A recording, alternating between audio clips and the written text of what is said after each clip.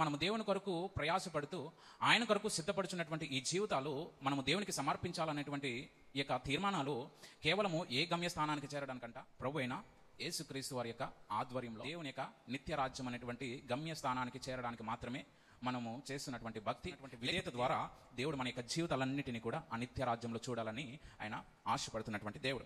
గనుక పౌలు తన యొక్క జీవితంలో చివరి వరకు కూడా కేవలము తన యొక్క జీవితాన్ని దేవుని కొరకు మాత్రమే సమర్పించాడనే విషయం మనందరికీ కూడా తెలుసు. విశ్వాసంలో ఎంత మాత్రం కూడా సంతృప్తి చెందలేదు. అనగా నేను ఎంత విశ్వాసము దేవుని పట్ల నేను చూపించినా కానీ, దేవుని కొరకు శ్రమపడినా, అంత బాధ్యత కలిగి దేవుని పరిచర్య చేసినా కూడా ఇంకా ఏమనుకుంటున్నాడంట, అనగా నా ముందు ఏ మార్గం అయితే దేవుడు నాకు చూపిస్తున్నాడో ఆ మార్గం కొరకు మాత్రమే నేను పరిగెత్తడానికి నా మనస్సును నేను దేవునికి సమర్పించుకున్నాను. అనగా క్రీస్తునందు దేవుని ఉన్నతమైన పిలుపునకు కలుగు బహుమానము పొందవలెనని.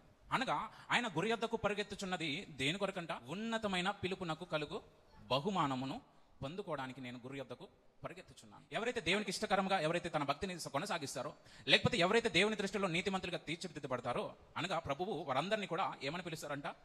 నీతిమంతులని పిలుస్తారు. మనము కూడా వెనుక ఉన్నటువంటి వాటన్నిటిని కూడా మనం ఏం చేయాలి? మరచి దేవుని యొక్క గమ్యానికి చేరుకోవడం అంటే అది ఏదో ఒక రోజుతో ముగిసిపోయేది కాదు. అనగా దేవునితో మనం ప్రయాణం చేయాలంటే ఏదో ఒక ఆదివారమో ఒక నెలలో దేవుని సన్నిధికి వస్తే సరిపోదు. మనము జీవించిన జీవితాంతము కూడా మన ప్రయాణం అనేది కొనసాగుతూనే ఉంటుంది. అనగా మానవుని యొక్క జీవిత ప్రయాణం అనేది దినదినము కొనసాగుతూనే ఉంటుంది. అనగా జీవించినంత కాలము కూడా ఆ జీవితం ఎలా ఉంటుందంట? ఒక ప్రయాణం లాగానే మనమందరము కూడా, అనగా దేవుని చేత రక్షింపబడిన మనమందరము కూడా ఆ గమ్య స్థానానికి చేరుకునేంత వరకు కూడా దినదినము మనం ఎలా ఉండాలి? దేవుని యొక్క వాక్యాన్ని అనుసరిస్తూ ఆయన యొక్క మాటలకు కట్టుబడి ఆ గమ్యానికి, అనగా ఆ చివరి దినానికి మనము చేరుకునేంత వరకు కూడా మనం ప్రతిరోజు మనము ఆ యొక్క గురిని మన యొక్క దిశగా మనం పెట్టుకోగలిగితే ఆ గురి వద్దకు మనల్ని చేర్చడానికి ఆయన ఎల్లప్పుడూ కూడా ఆసక్తి కలిగినటువంటి దేవుడు.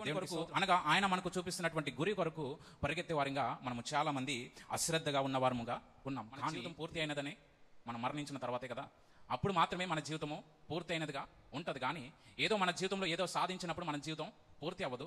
లేకపోతే ఏదో మనం దేవుని యొద్ద నుండి పొందుకున్న అద్భుతాన్ని బట్టి మన జీవితం పూర్తి అవ్వదు. కానీ మనం దేవుని కొరకు జీవించవలసినటువంటి జీవితాన్ని జీవించగలిగితేనే ఆ జీవితము పూర్తి అయినదిగా ఉంటుంది. లేకపోతే మన జీవితం ఇంకా కూడా పూర్తి అవ్వని స్థితిలోనే, అనగా మన జీవితము మనం రక్షింపబడిన ముందు ఏ విధంగా అయితే ఉందో మనము మరణించిన తర్వాత కూడా అదే విధంగా ఒకవేళ ఉంటే, మనము దేవుణ్ణి నమ్మి దేవుని రక్షణ పొందుకొని మనము ఎటువంటి ఎదుగుదల లేకపోతే మనము ఎంత మాత్రము నిత్య రాజ్యంలోనికి ప్రవేశించడానికి వారసులముగా దేవుడు ఎంత మాత్రం మనల్ని అంగీకరించడనేటువంటి విషయం మనము జ్ఞాపకం చేసుకోవాలి.